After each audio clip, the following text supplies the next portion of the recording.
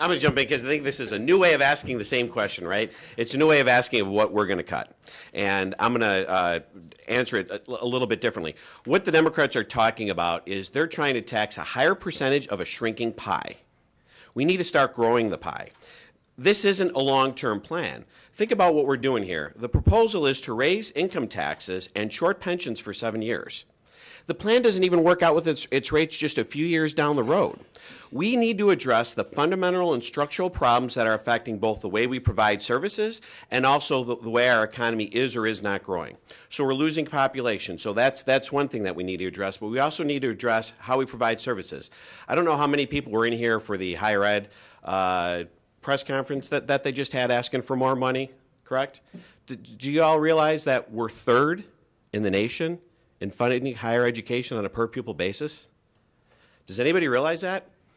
And a lot of people like to strip out pensions. If you strip out pensions, last chart I saw is 8th. We're one of the highest of funding higher education on a per pupil basis, but somehow they need more money. Why?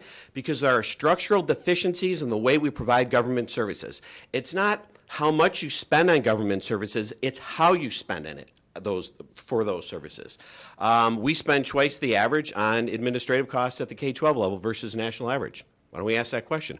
Why does it cost so much more to educate a kid in the state of Illinois? I mean, I know a lot of these answers. I wish some of these answers were being put forth by the Democrats in the General Assembly. The same sort of things that we pass that strangle business growth in the state, make it more expensive to run government in the state.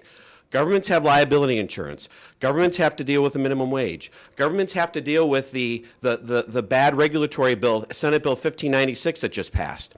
These are the things that are strangling both our business climate and making it expensive to run government. The only solution to fix the state is not to continue to make the pie shrink, and that's the sort of legislation we're passing. Can you all think of one bill that said, wow, this is going to bring jobs and people to the state of Illinois?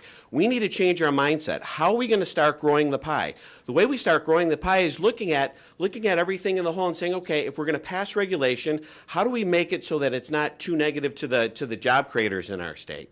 How do we have a fair regulatory climate, whether it be insurance, whether it be procurement for universities, whether it be the permitting process? You hear time and time again at every level the type of legislation that we pass makes it hard for both local governments, state governments, universities, and the like to provide the services that they provide.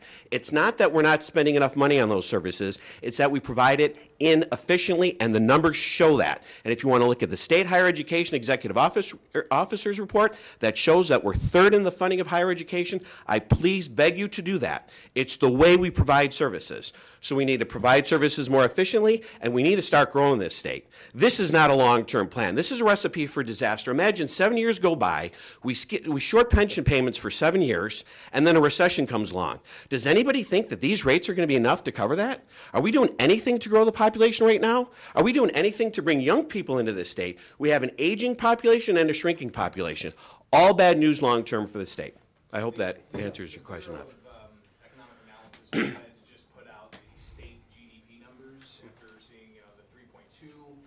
For the first quarter of 2019.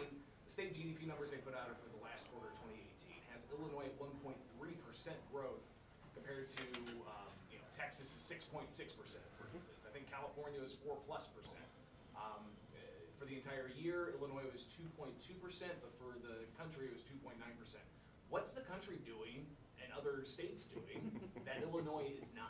I look at SB 1596. Did everybody get the press release from, I believe it was Marquise LLC, that cited a Senate bill, I believe 1407, as a reason why they're disinvesting $500 million in the state? Okay, how much would that one company have brought in revenue, both their company directly, but then the jobs and the services that provide around that? Right? So, and that's a large company, that's a one-off, but you have small businesses that are leaving the state. And if anybody thinks that raising income taxes is a way to grow population in this state, they're smoking some of the soon-to-be legalized marijuana, because raising taxes is not going to bring people and jobs to the state, unfortunately. So you're making my argument. I appreciate that. Understand that you all now support keeping the death tax? I mean, that seems to be against what Republican sentiment is. So I don't want to speak for the entire caucus. I think there's a whole bunch of irony that the person that's pushing the plan would personally benefit greatly from it. There's probably different members that have different ideas on the death tax. To be honest with you, that hasn't been something that's come up in the 5 years that I've been here. I think I read about it the first time this morning or yesterday. I don't even know what the percentage is or what it was, so I don't want to comment on that right now. But I think it's the irony of the governor inheriting billions and then potentially signing. So